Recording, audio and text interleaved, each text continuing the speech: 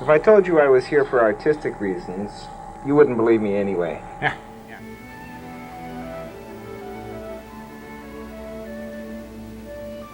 You here must dance. I don't want to dance. But you are the snow queen. But I have a stomach ache. You dance. You are the snow prince. I cannot dance without you. I used to dance around the house a lot. I would turn on the music and I would dance around. And my mother said, I was 7 or 8 or something, and my mother said to me, oh, there's a ballet teacher teaching classes in the church around the corner. Her name is Betty Oliphant. Do you want to take ballet classes? I don't know how my mother found that out. And I said, sure. And so I put on a little dress and I went over to the church. My mother came with me and we held on. There were no bars or anything. There were chairs or something, and we held on to the back. This is a good story. We held on to the back of the chair and she said to everybody, you know, point your foot. And I pointed my foot, and my mother told me this because she was watching. And Betty took my foot. It was arched. I didn't know from arch. It was arched. And she looked up at me and she looked down at my foot. And I guess she saw at that very moment that this was a ballerina's foot. That's about as far as I got with the ballet stuff, but that was the foot. And no, I loved it. I really did love it. And you know, it was 1 class and then 2 classes, and then the ballet school opened. That was I'm trying to remember here. That was in 1952 when I started. I was 8. So the ballet school opened in 1959, and Betty Oliphant said to me, well, Miriam, you know, you'll go to the National Ballet School. And I said, I'm not interested in going to the National, but it's full-time. And I was going to high school, and I was having fun, you know. She said, no, you have to go to the ballet school or you'll never get into the company and you'll never be a dancer. So I waited 1 year, and then she said, you have to go to school. So I went. So the first year at the ballet school, 59, didn't go. 1960, I joined the ballet school, and I was 15. When you're a dancer, people look at you, right? And I didn't like that. So you cannot be dancing up on the stage, turning and jumping and doing all those things, and worrying about the fact that there are people looking at you. So, but once I got involved in the Swan Lake, the music was beautiful, and you know, I enjoyed some of it, but I didn't enjoy the demand of looking good and being good and having confidence, because I didn't feel on the stage dancing that I really had any of that stuff of it. And I also was a bit of a rebel there, as I had been a little bit at the National Ballet School. And I remember sitting in the dressing room. I was in the corps of ballet, and I was listening to the conversation going on, and I have those notes somewhere. And I wrote down what everybody said, and I would never tell you because the conversation was not that intriguing, but it was very representative of what you had to think about while you were putting on your makeup before you went on the stage. And it was trite. But I do have it all written down somewhere. When we got into the National Ballet, which was in the fall of 1963, Lawrence was being Lawrence, and Lawrence was very flirtatious and very commanding, and everybody was in love with him. And he was beautiful and smart and funny and charismatic and a terrific dancer. And we were in an elevator, and he was making some joke, and there were a bunch of girls in there, and he was making a joke, and they were all giggling and everything. And I said, I don't think that's so funny. And I don't know, then the next day or something, we had to get on the bus to go to the next city. We were on tour. And he sat beside me and we started to talk and we started to go out, and that was sort of it. So I guess it was my rude comment about his very sort of, he liked attention, right? And he was good at getting it, and he deserved it. He didn't take shit from anybody. And there were directors and there were teachers and there, you know, you couldn't really tell him what to do. Then we started dating. That was 63. We got married in 67, and we left in 69. He was tired of doing the same thing over and over again.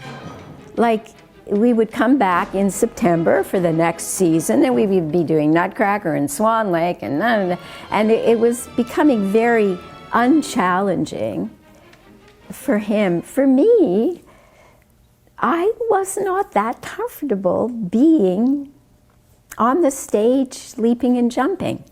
So, yeah, it seemed like a good time. Lawrence and Eve Cousineau, who was a wonderful actor and dancer, with not such a brilliant dancer, but a wonderful actor, a wonderful stage presence. Eve Cousineau, they were friends, and they used to, they in the St. Lawrence Hall, above the studio, there was like a workshop, and somehow Lawrence and Eve got it. Like, they talked somebody into giving it to them. And they used to refinish furniture. And Lawrence used to build things for people. He built a kitchen for Angela Lee, and he built a speaker system for some, like, he could do all that stuff. So he would hire himself out to people, and he would earn a little bit of money. Nobody earned any money dancing, doing those things. Anyway, he and Eve Cousineau opened up an antique shop on Markham Street, which was in the Mirvish Village, and they called it Adams and Eve, which is very clever. And I worked there. So the antique shop was on one side of the street, and the gallery was on the other side of the street, and we showed only Canadian art, like no imports, right? It was all Canadian. Did a new show every few months, opened up a framing shop in the basement, and earned some money framing pictures. The thing about that gallery, though, was we somehow found all these wonderful visual artists, and we had wonderful conversations with them. And that, that was the trigger for what we later did, not knowing really what we were doing, but they had a huge knowledge of the history of art, visual art, because many of them had gone to school and learned about all the wonderful artists from however many years ago and could talk about it. And we couldn't talk about the history of dance. We went to the class and we pointed our toes and we jumped up and down. There was no history of ballet, that's what we were doing. But the visual artists could talk about the sort of psychology, the philosophy, the technique of what they were doing, and that was very intriguing. And I think that's what set us on the path for knowing more about dance history and the people who contributed to making it history. We started a group called 15 Dancers. There were 15 of us. We all put in $15. We opened up a bank account, and we did a show at the Poor Alex Theatre on Brunswick Avenue in June of I think it was 1972. It was 1972. And there were 5 pieces of choreography, and everybody else did the lighting and We made audio tapes and we built costumes and somebody did the marketing and we shared all the tasks. And it was a hit. It was a hit. I say this when asked because it's true, because it was full. Everybody's mother and father and sister and brother and grandma. I mean, the theater was full. I don't know how many seats were in there. It wasn't that big.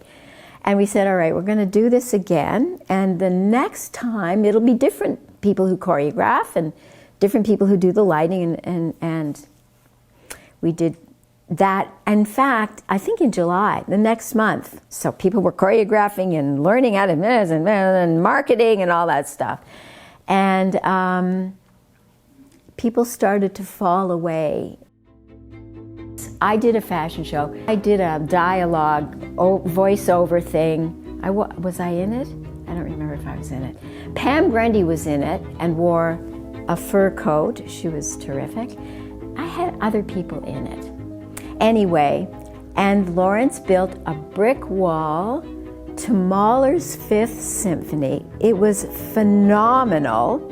And he actually used the mortar and the bricks. He had a spotlight coming in on the wall as he was building it. But the music is so, if you know Mahler's Fifth Symphony, it's very powerful, it's very dramatic, and it's very emotional. It was beautiful. And he built, as part of the sort of concept of bricks, which he was really keen on in those days, and I'm not sure why, a 16-foot styrofoam brick, which we floated with ropes down the Rideau Canal. I think we got pretty hammered because the Canada Council sent somebody to see it. I mean, they were putting money in. I think we got $2,500 or something. We had to do all the new work, and we had to get there and, you know, get technical people to, anyway, whatever it was. They weren't happy. The Canada Council was not happy with the performance. Some people, again, didn't like what other people were doing and didn't want to put their piece on the same show as somebody else's piece, which was too avant-garde, and they still wanted to dance. And so we said, this is not going to work. Let's dissolve 15 dancers and open up the theater for anybody in Canada who wants to come and show their work. Before we closed the theater, Miriam decided she would do a version of Nutcracker, and I called it Another Nutcracker. And there was Cynthia Mantell, who was like 14 years old. She was almost 6 foot tall, and she was beautiful. She had long blonde hair, and she was tall and slender. She was little Clara. Lawrence was the prince and the mouse and the soldier and Diane Drum was the Sugar Plum Fairy and the Snow Queen, and I was the Corps de Ballet. So there was a lot of, for me, running in and out, changing costumes and coming back on and going. The critics needed something to review because with only the National Ballet and only the Toronto Dance Theatre, 15 was kind of an odd little funny thing going on there in the corner. It was a hit. We put in some extra shows. I say hit, there were 41 seats, right? And we put in a couple of extra shows, and then we closed. So we closed on a high.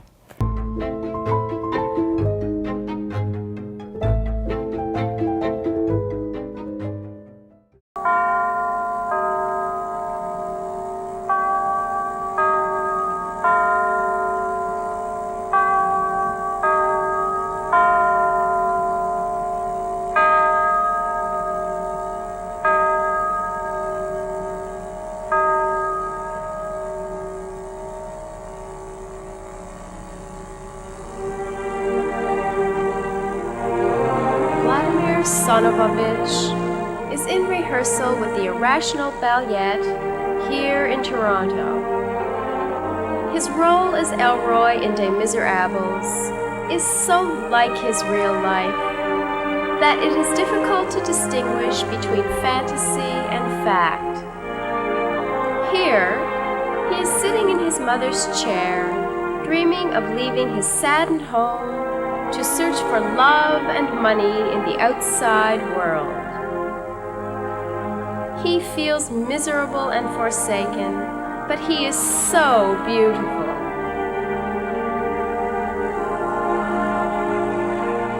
We had to pay people to create, and it was $150 or something. And they got 80% of their box office.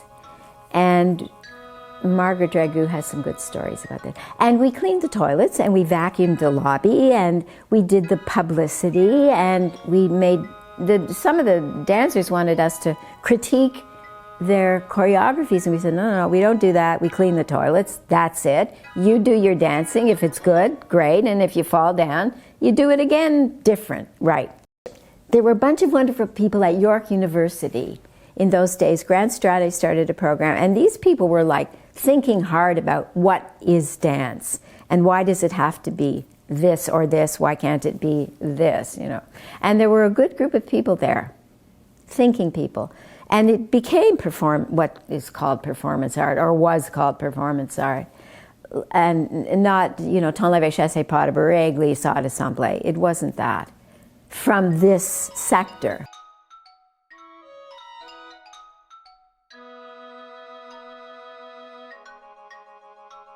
It was a really good time. It was a good time in history because of the politics. And we were angry about the establishment.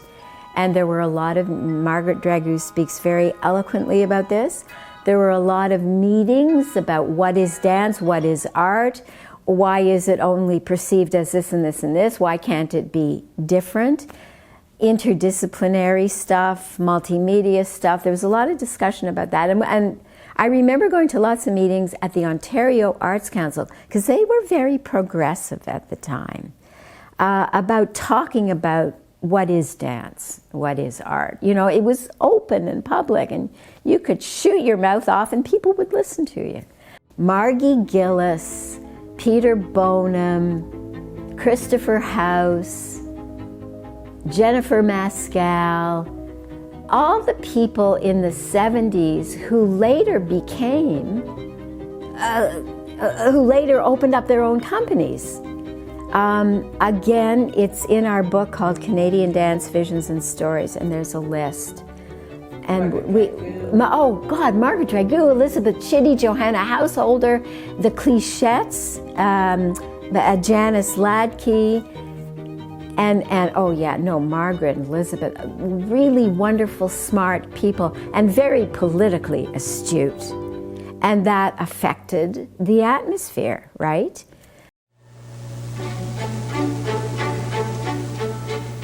Sonovovich and his partner are rehearsing their last little bits of rehearsal before their large performance on the stage. He chases his partner in the ballet as he is chasing his new life in a new land. Will he catch her? Will he catch it? Will he? There were other things happening, and York University, the students were doing shows, dance works. There were other little things happening around and about. They didn't need us anymore. They didn't need 15 anymore, right? And de Rosier started a company. Other companies were starting up and doing some very interesting things as well. So you're right, we had done that thing at that time, and it was actually no longer interesting. We got some money from the media program at the Canada Council, and we bought a Portapack, which was supposedly a portable video camera. It wasn't portable, it weighed 400 pounds. And we schlepped that to the Dancing Canada conferences, right? We had a great big playback machine and a big camera.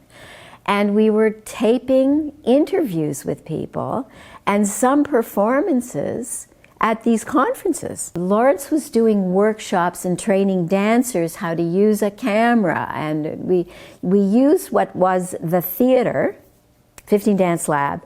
We turned it into a video studio. And Margaret can talk about that too. And training them how to tape things and to create, you know, to use their creative minds to make videotapes. Right.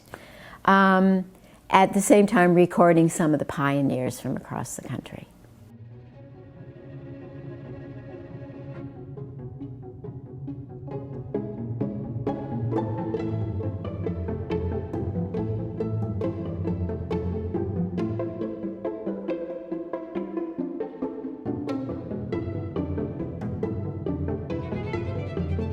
We went to Ottawa and met the minister, whose name I will not remember. I was wearing red shoes. You're wearing red shoes. I was wearing red boots. They were Capezios. I spent all my hard-earned money on these red boots, went to talk to the minister and said, this is what we're doing. And he said, I like your shoes. I said, you can have them. You can borrow them anytime. Anyway, we got money. We got a lot of money to do these encore reconstructions and taping them and notate. We hired notators. The notators were headed up by a woman called Rhonda Ryman, who was in the dance program at the University of Waterloo, and she hired notators to do the different works.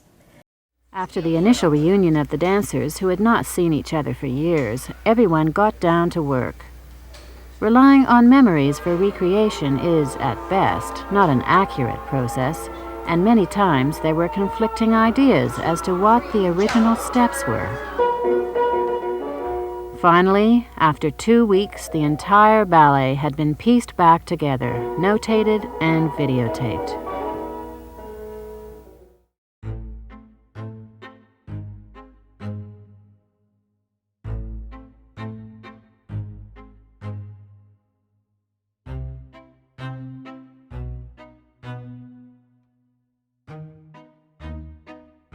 When we finished Expo, right, we came back and we said, oh my God, we're finished. What are we going to do? It's over. We said, we want to build a way of preserving this history, all the artifacts, all the costumes, and, you know, we weren't actually thinking costumes necessarily at that time, although we did inherit costumes, but the documents, right? And the videotapes and the photographs, and then you get into the memorabilia, scrapbooks and all that stuff.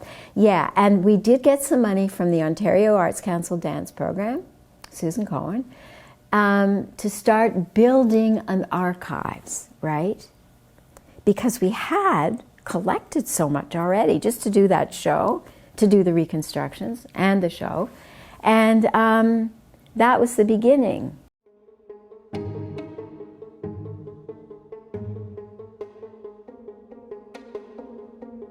Lawrence and John Fakney built a television studio. I went to work for Dance in Canada because I had to earn some money while they built a television studio.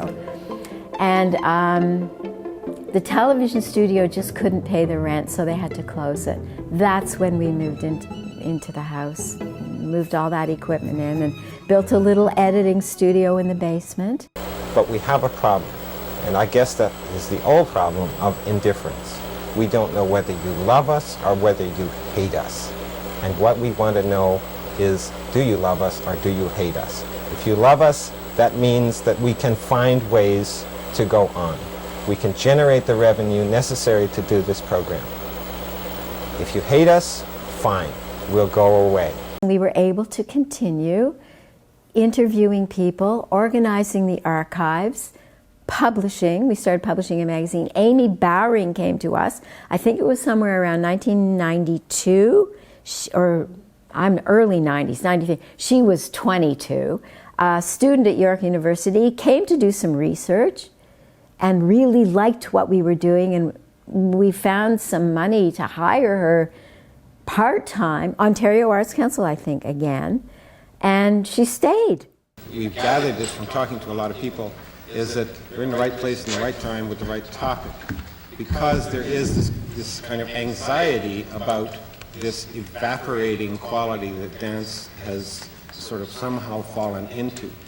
And where is that record? How are we going to be able to look back at it, et cetera, et cetera? In 2002, he got pancreatic cancer.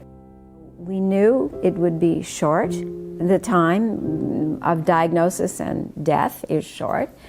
And he said to me, you don't have to do this anymore. It's okay. I wasn't thinking anything. I was just there looking after him. He was in the house. He wouldn't go into a hospital. He wanted to be at home. So, yeah, it was tough.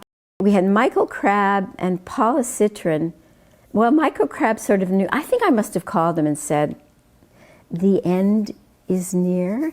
And I let Paula Citron know. And immediately after he passed away, she called me. And she was interviewing me. And I somehow held up. I somehow said, shit, I got to do this, right? We got to sort of carry this. I didn't not want to do it. And I got through it all because it was, the groundwork was there.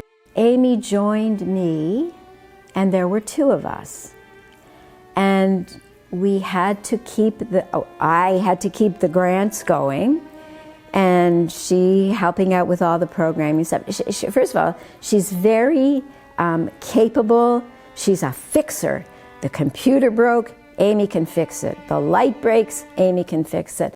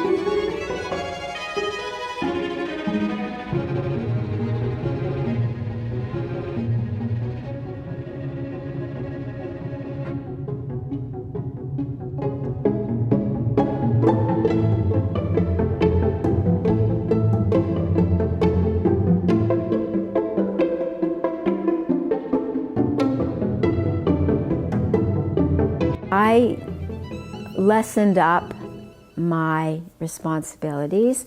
So what work I do here, which is mostly editing and proofing, I can do here.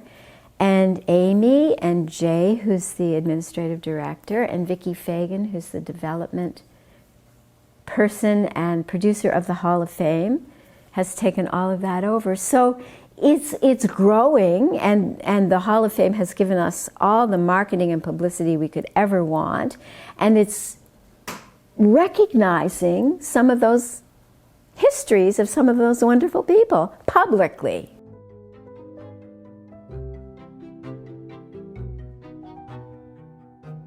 For people to be able to access stuff and to also deposit stuff with Discover Dance and all that, then it's worldwide. It gives us a foundation, all of us a foundation. And it's very interesting. The people, the personalities, it's wonderful. It's wonderful. So it's forever, as far as I'm concerned. Thank you.